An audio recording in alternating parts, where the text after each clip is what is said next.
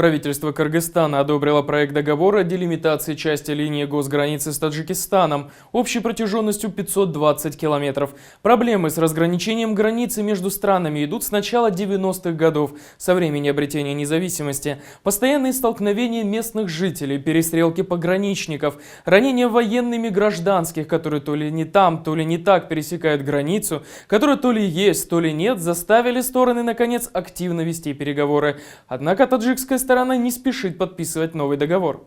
Киргизская сторона отмечает, что вопрос о делимитации госграницы между Кыргызстаном и Таджикистаном сдвинулся с места благодаря президентам двух стран после прошедших в мае 2013 года переговоров. 2 года понадобилось республикам, чтобы только подготовить проект. Сколько еще понадобится, чтобы его принять, неизвестно. Сейчас условные договоренности есть насчет 520 километров государственной межи. Еще 55 наиболее спорных будут рассматриваться специальной топографической группой на месте. Однако остается еще около 400 километров, насчет которой стороны вообще не могут договориться. Зачастую граница проходит посередине села, причем одна его часть считается таджикской, а другая киргизской. Рубежи зачастую отрезают населенные пункты от соседствующих с ними мест погребения или каналов с водой, что вызывает острое недовольство местных. Таджикская сторона заявляет, что до сих пор ей не представлен проект договора о делимитации. Глава Госкомитета по земельному управлению и геодезии заявил, что Душанбе пока не принял никакого решения,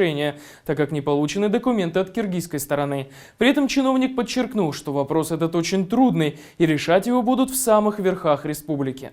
Через вот эту границу пытаются лоббировать иногда свои другие какие-то интересы.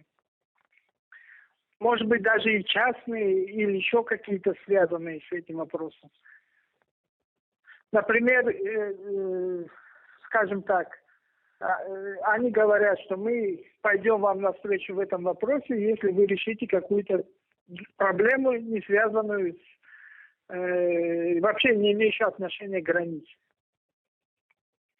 То есть такое вот чисто такое довольно корыстное использование вот этих проблем. Ну, например, Душанбе, возможно, может сказать, что мы пойдем навстречу вам в вопросе границ, если вы, например, предположим, не будете пускать оппозиционеров в Кыргызстан. Условно, вот такой торг может иметь место, есть ряд признаков, которые на это обращают, которые об этом говорят. Руководство решает те проблемы, которые ему, в общем-то, выгодно решать, от которых ему есть польза, деньги получит или еще что-то. Пограничные вопросы, они такие деньги, такие выгоды они не приносят, по большому счету. А проблемы местных жителей, к сожалению, и власти в Бишкеке мало интересуют, и власти в Душанбе тем более не интересуют.